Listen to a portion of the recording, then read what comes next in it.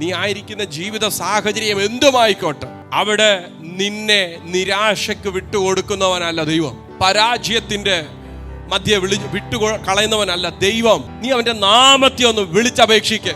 എന്റെ യേശുവേനോട് കരുണ തോന്നണമേ എന്നൊന്ന് വിളിച്ചു പറ. മുടിയനായ പുത്രൻ അപ്പന്റെ മുതലെല്ലാം നശിപ്പിച്ച് താനായിരുന്ന ഇടത്തു നിന്ന് പുറപ്പെടുമ്പോൾ തന്റെ അകത്തൊരു ചിന്തയുണ്ട്. അപ്പനെ കണ്ടിട്ടൊന്ന് പറയണം, അപ്പ ഞാൻ നിന്നോട് സ്വർഗത്തോടും പാപം ചെയ്തു, മകനെന്ന് വിളിപ്പാൻ എനിക്ക് യോഗ്യതയില്ല, ഒരു ദാസനായിട്ടെങ്കിലും എന്നെ ഒന്ന് കാണണം. സ്നേഹനിധിയായ അപ്പൻ മകൻ വീട്ടിൽ നിന്ന് പുറത്തു പോയപ്പോൾ മുതൽ നോക്കിയിരിക്കുക, ഇന്നല്ലേ നാളെ എൻ്റെ മകൻ മടങ്ങി വരും. മകൻ നാശത്തിലേക്കാ പോയതെങ്കിലും അപ്പന്റെ ഹൃദയം മകന്റെ മടങ്ങി വരവിന് വേണ്ടി കാക്ഷിച്ചുകൊണ്ടിരുന്നു. താൻ ദൂരത്ത് നിന്ന് കണ്ടു തൻ്റെ മകൻ മടങ്ങി വരുന്നു. അവൻ കൊണ്ടുപോയ സമ്പത്തുക്കളോ കൊണ്ടുപോയ സ്വത്തൊന്നും അവന്റെ കയ്യിലില്ല. ഒഴിഞ്ഞ കൈയോടെ നിറഞ്ഞ കണ്ണുകളോടെ മുഷിഞ്ഞ വസ്ത്രങ്ങളുമായി തന്റെ അടുക്കലേക്ക് വരുന്ന മകനെ കണ്ടപ്പോൾ അപ്പൻ ഓടിച്ചെന്ന് മകനെ കെട്ടിപ്പിടിച്ചു.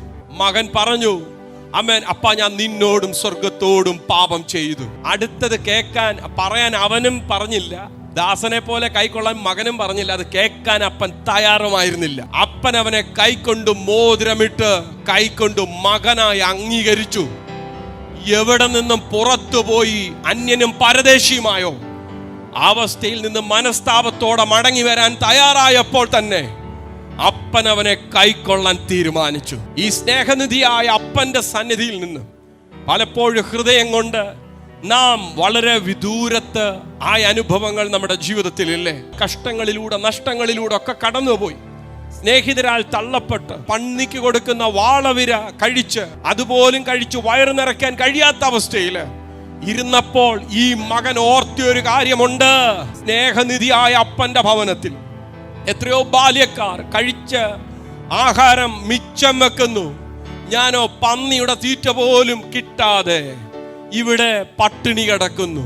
ചില കഷ്ടങ്ങളിലൂടെ കടന്നുപോയെങ്കിൽ എന്താ, അപ്പന്റെ സ്നേഹം അറിയാൻ ഒരു മുഖാന്തരമായിരുന്നു. അപ്പൻ മകനെ കൈക്കൊണ്ടു, അവന്റെ മുഷിഞ്ഞ വസ്ത്രമൊക്കെ മാറി ഒരു കാളക്കിടാവിനെ അറുത്ത് വിരുന്നൊരുക്കി മകന്റെ വരവിൽ സന്തോഷിച്ചു.